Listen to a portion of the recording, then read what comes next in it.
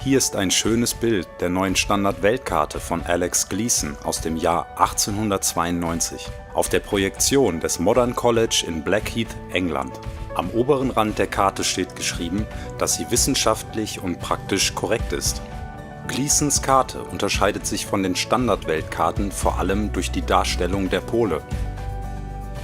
Wie der Vergleich mit der herkömmlichen Weltkarte zeigt, liegt der Hauptunterschied in Gleasons Karte darin, dass sich der Nordpol tatsächlich im Zentrum der Erde befindet. Und auf den ersten Blick scheint der Südpol, die sogenannte Antarktis, zu fehlen.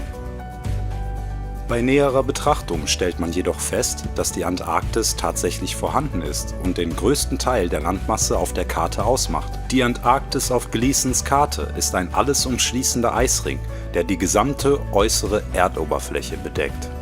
Gleasons Karte ist zu einer Art kanonischem, historischem Dokument für Anhänger der flachen Erde geworden. Viele von ihnen stellen das Bild ins Internet und bezeichnen es als einen erdrückenden Beweis, der das heliozentrische Modell der Erde widerlegt. Mit anderen Worten, es beweist, dass die Erde keine sich drehende Kugel im Raum ist, sondern eine kreisförmige, flache und unbewegliche Ebene. Das war für mich noch kein Beweis. Und obwohl ich die Idee einer riesigen, alles umschließenden Eiswand für ein nettes Konzept halte, wusste ich, dass wir eine riesige Menge an Beweisen für die Existenz des Weltraums, kugelförmiger Planeten und ganzer Wissenschaften haben, die sich mit der Lösung mathematischer Rätsel der Physik beschäftigen. Ich meine, wir sind auf dem Mond gelandet, um Himmels Willen. Wenn die Erde flach und unbeweglich wäre, hätte das mittlerweile doch sicher schon jemand erkannt. Diese mutigen Seelen taten das Undenkbare. Sie flogen zum Mond, sie landeten, machten ihre ersten vorsichtigen Schritte und hissten die amerikanische Flagge. Die NASA schickte bei den nachfolgenden Apollo-Missionen mehrere Besatzungen auf den Mond. Sie schafften es sogar, Apollo 17 beim Verlassen des Mondes zu filmen. Okay, I'm gonna get the pro. 99, proceeded, 3, 2, 1, ignition. Right away, Houston. Vector grid. Aber halt! Stopp! Wenn dies Aufnahmen der Besatzung sind, die den Mond verlässt und zur Erde zurückkehrt, wen haben sie dann zurückgelassen, um den Start des Raumschiffs zu filmen? Und findest du nicht auch, dass diese farbenfrohen Missionen beim Start irgendwie unecht aussehen? Danach sah ich auch keine Raketen mehr, welche diese Art von schillernden Farben erzeugen. Und ich nehme an, dass sie es zugeben, da sie alle Daten der Mission verloren haben. Das war bestimmt nur ein Zufall. Ich begann, die NASA etwas genauer zu untersuchen und was ich fand, war schockierend. Ich kann mit Gewissheit sagen, dass die NASA die Welt tatsächlich anlügt, und zwar seit ihrer Gründung im Jahr 1958. Aber nehme mich nicht beim Wort. Manchmal kann man den Menschen die Wahrheit nicht sagen, man muss sie ihnen zeigen. Also lass sie mich dir zeigen. Schnall dich an und bleib sitzen, denn Houston, wir haben ein großes Problem. Okay, well, there's a big problem with the blue marble. And I'm going to zoom in here and show you what the problem is. These are all composite images where they are really not very good at Photoshop because they're using the Photoshop clone tool to replicate clouds. This cloud is a copy of this cloud. See the formations? They're identical formations. These right here, side by side, side by side. See this kind of W-looking shape right here, replicated right here. This cloud is exactly the same as that cloud. You know, same clouds right there, and same thing on the other side of the world. They got the same thing going on. They got careless here. Look, 1, 2, 3, 4, 5 of the same formations replicated right there. These two replicated, same exact formations right here. This right here is clone of that right there. I mean, really? So you're telling me that we could take pictures of Jupiter and Saturn, huge, massive planets, and now we're out going to Pluto, but we don't have one legitimate picture of the Earth from space that's not a composite? Click on this picture right here. Supposedly the same mission, same guys that took the picture of the most famous picture of our Earth. I'm going to do save image as, and let's see, Apollo Moon, let's call it Apollo Moon 17.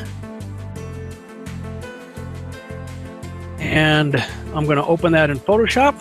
And if those of you think this technical difficulty was planned and think I'm scamming you, go do it for yourself. Because you're going to find the exact same thing. I got nothing to hide here. This is live on the air, okay? I'm going to zoom in on the Earth in Photoshop. You see the Earth? Go to Image, Adjust, Levels, and I'm going to And the levels over here. And I'm going to bring the levels up. Uh-oh. What is that? Why is there a square box around the Earth allegedly taken from the scientists on the moon in Apollo 17? And people wonder why I don't trust NASA. That's why I don't trust NASA. Just another example of NASA faking space. Let's take a look here at this supposed image of Jupiter. Nothing more than CGI fakery. The supposed auroras towards the north. Let's take a look here again at NASA's official website, where it states Hubble captures vivid auroras in Jupiter's atmosphere. Here's the problem. The date of June 30th, 2016. Now take a look at this. Another so-called official image of Jupiter. This one's from back in 2014. You see the problem here? Now let's take a closer look at the supposed two images provided from NASA of Jupiter. Here's the problem again, 2016, 2014. What's the difference here? Well, the difference is they added the supposed auroras on the north, and this is nothing but a Christmas tree. Give me a break. Take a look here. I mean, all the clouds are in the same exact position. Just the 2016 image is a bit, I would say, darker. This is a bit lighter in 2014. Here's a side-by-side. People can't see what's taking place here with NASA. Nothing more than fakery. I mean, give me a break. This is a complete insult. You have a brain in your head. And you can tell it's real because it looks so fake, honestly.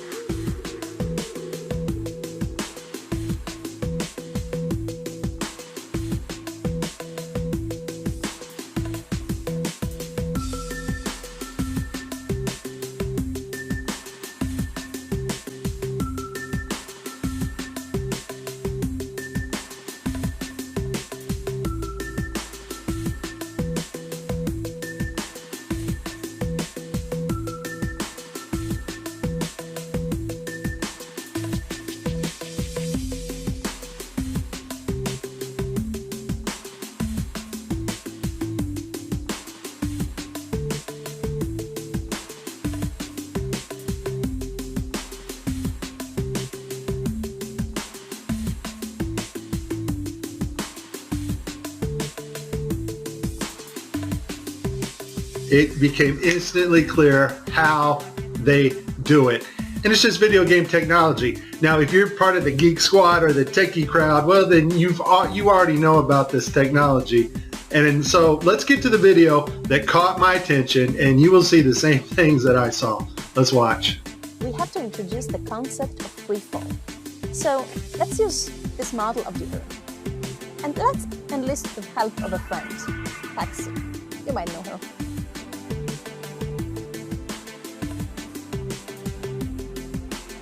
So what is significant about this video is, number one, it was live to school children. Number two, we have this stuffed animal that is transitioning in on another video channel. And the actor is able to reach up and grab this doll in real 3D space and manipulate this doll with their hands. And so the only way you're going to pull that off is with one technology. And that technology is virtual reality. More importantly though, something called augmented virtual reality. It's taking the objects in 3D space from a virtual reality world and putting them in our world on another screen, which we can see, manipulate, and touch with virtual reality contacts or glasses. In this next segment, I'm going to show you how NASA grabs objects in 3D space, rotates them around, manipulates them. They can do this with water, with cloth, anything. And the cool thing about it is we can take what they're doing, what they're seeing with their contact virtual reality augmented lenses, and put that on a separate video layer live. Yes, live. And do it all in real time.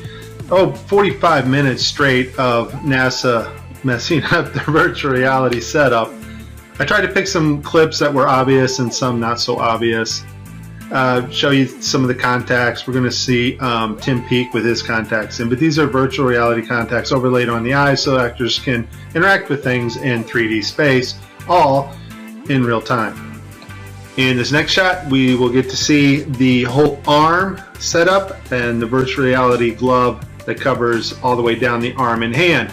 This allows the software to broadcast what we see video-wise as his arm in a shirt sleeve. Okay, I have a lot of Tim Peake screw-ups, but this one here, the system glitches. The software does not track his hand properly, and Tim slips his hand underneath his other fingers, which is tightly holding onto the mic, which would be impossible. I don't think this is Tim's fault. Normally, Tim always moves his other fingers up while he slides his hand under. I just think the system didn't respond to his movements here. It's virtual reality. They're wearing augmented contact lenses so that they can interact with these 3D objects. Now, in this scene, the guy on the left in the green shirt, he thinks he sees an object in 3D space that's being broadcast to him. So he grabs it and he puts it off to the side. He's looking straight ahead because he's looking at an object rotating in front of him, but the video channel is down that is supposed to show the viewers what we're supposed to see, and so we don't actually get to see the object that he is seeing. And I would just sum this up as a very terrible, bad, horrible day for NASA doing live feeds.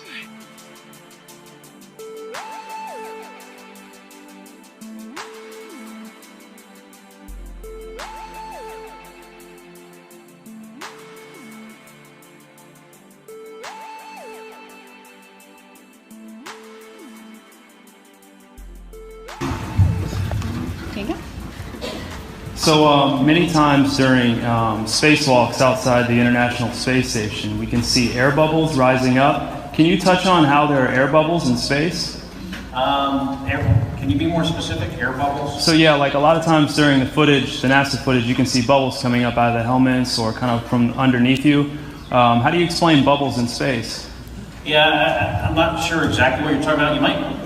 Now sometimes you get water in the helmet, and it's either from sweat or from the cooling garments. And on some of my spacewalks, I had like water in the helmet. Not like I was going to drown in the helmet, but just little bits of water probably came from sweat. Often on the outside of the space station, you'll liberate little pieces of, it's a really harsh environment out there, and the outside of the space station gets beat up pretty good. And sometimes, you'll see just little flecks of paint or something that you might have disrupted floating away from the suit. And, that's generally what that is. I've never seen any kind of air bubble anywhere. Yeah. Could it be that you're filming in an underwater pool and you're not really out there?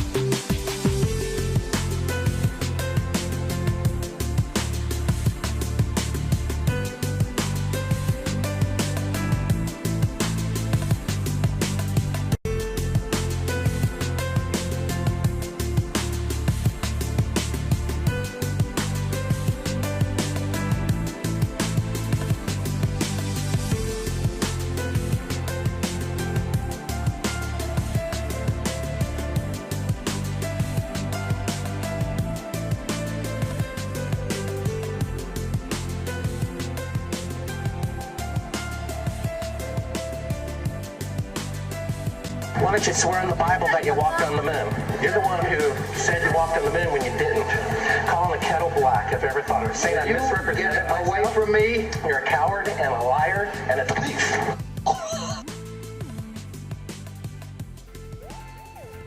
Und dann ist da noch dies. Offizielle NASA-Forschung über die Dynamik eines Flugzeugs, das über einer flachen und nicht rotierenden Erde funktionieren würde. Eine flache, nicht rotierende Erde. Eine flache, nicht rotierende Erde. Was? Ich weiß, dass die NASA ein riesiges Multimilliarden-Dollar-Budget hat, aber warum sollten sie Mittel für die Forschung an einem Flugzeug verschwenden, das über einer flachen, unbeweglichen Erde funktioniert? Ich dachte, wir leben auf einer sich drehenden Kugel im Weltraum. Ist das nicht so, als würde Toyota ein neues Auto entwickeln, das durch Lava fährt? Es würde nie benutzt werden und wäre eine enorme Geldverschwendung.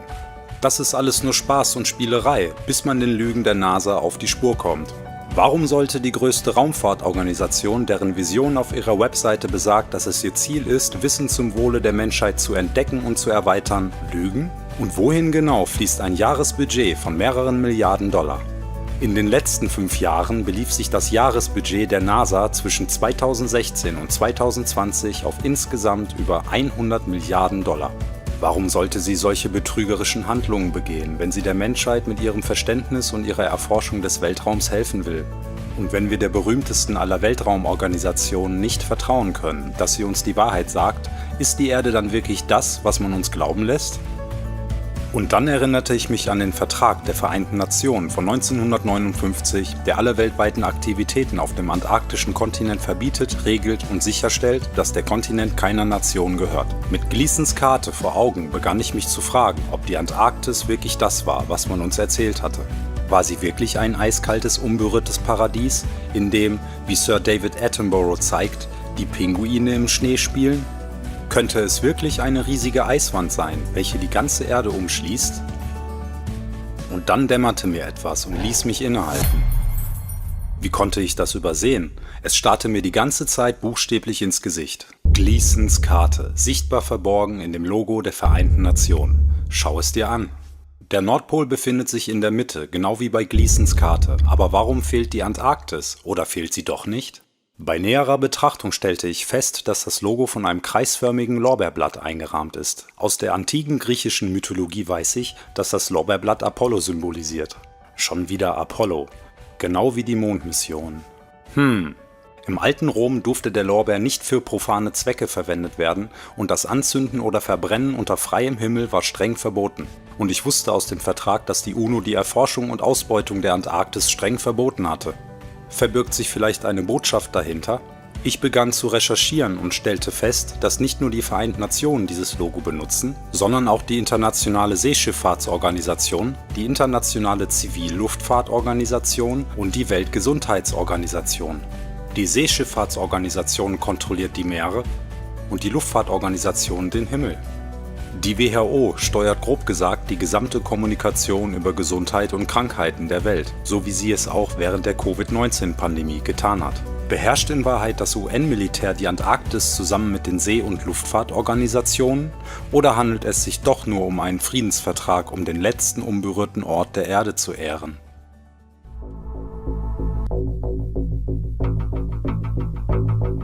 He is a Navy destroyer. He will yield.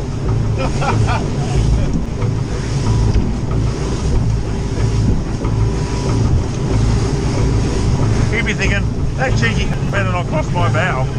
Yeah. Stop, Josh. They take it seriously. What did they say? You got to yield. You can't just fucking. They think you're going to charge them. We don't know for sure, but I think they did say something. No, they did. They come back last call. Yeah, fucking talk to them. Actually going around. He's turning. Stop. He's turning. He is actually turning. He said about the ship yesterday. No, he is turning. Fucking hell, what have we done now? It's turning, Josh. Just sit still. He slowed down, has he? Yeah, he's really slowed down. Not that we were in trouble. It's coming to us. He's got the shits because... This is Warship Hobart, Warship Hobart, channel 16, over. 16. Yeah. Exclusion area, please report your intentions. Fishing. Who the fuck's that? We're heading to the shelf to go... Just say we're out fishing, heading out fishing. No, we're just heading out fishing. Get the dinghies out, boys.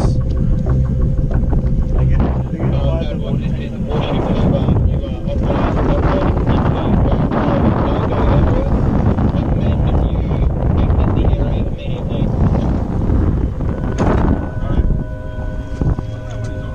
going that way. We're just traversing. We set up a demo today with this Cessna and the Air National Guard. I'm going to be inside of this Cessna and we're going to be going rogue. We're going to fly into that no-fly zone and we're going to see how the Air National Guard does it. They scramble the fighter jets to come Take off. We're off. Flying for miles and miles until... Okay, we've just entered the no-fly zone now. Our pilots aren't talking to air traffic control, ignoring their calls to reach them. That triggers an alarm at the Air National Guard base. These fighter pilots scrambling to their jets. They're on alert and ready to take action 24 hours a day. Today, racing to their F-16s, suiting up, climbing on board, and rushing to the runway. Taking off to intercept our rogue Cessna. Reaching the target in just minutes. This is the view from the F-16. That's my Cessna right there. Intimidating as you would think it would be. Look at that fighter jet. He's right off our wing. Another F-16 swooping in on the right, calling us on aviation frequencies. You have been intercepted. If you hear this transmission, acknowledge the radio call and rock your wings. He wants us to identify ourselves. We're a rogue aircraft, remember, for this demonstration, so we're not going to respond at all and see what this fighter jet... You are ordered to turn to the northwest. The fighter jet giving us one last warning. After all of this, the pilots still won't listen. The plane won't leave the airspace. Will you shoot them down? If required, we'll execute the rules of engagement per the commander of the North American Aerospace Defense Command. And yes, we would do that. Shoot the plane down. If it meets the rules of engagement, yes, we would, to defend the airspace.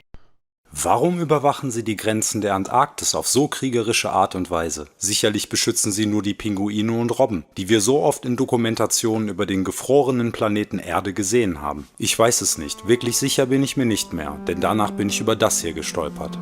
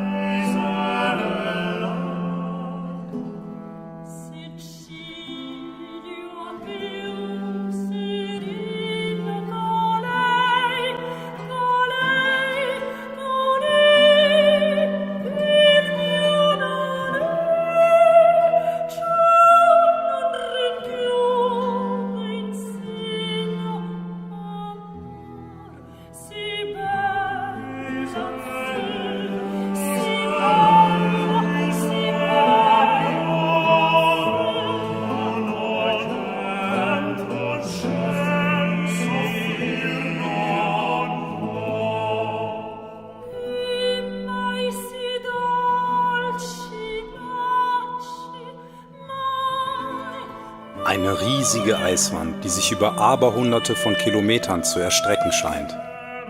Ich weiß nicht, wie es dir dabei geht, aber ich empfand dieses Bildmaterial zutiefst beunruhigend. Mit den Lügen der NASA im Hinterkopf und der großen Eiswand, die sich in der Ferne abzeichnete, begann ich das zu erleben, was manch einer kognitive Dissonanz nennt. Ich begann es abzulehnen. Natürlich konnte das alles nicht wahr sein und natürlich ist unsere Erde eine sich drehende Kugel, wie uns unser ganzes Leben lang gelehrt wurde. Es ist eine Sache, dass die NASA lügt, aber lügen auch all die Professoren und Wissenschaftler? Lügt sogar der National Geographic Channel? Und was ist mit Newton, Einstein, Hawking und Attenborough? Lügen auch sie alle? Das ist eine komplizierte Antwort und ich werde mein Bestes tun, um dir die Wahrheit zu zeigen. Doch bevor wir uns mit den Hütern des Wissens und den vertrauenswürdigen Stimmen unserer Welt beschäftigen, muss ich dir noch mehr von unserer Erde zeigen. Ich möchte dich jedoch nicht jetzt schon verlieren. Komme mit mir zu Teil 3, in dem wir einige Möglichkeiten erkunden werden, wie unsere Erde als flache und stationäre Ebene funktionieren könnte.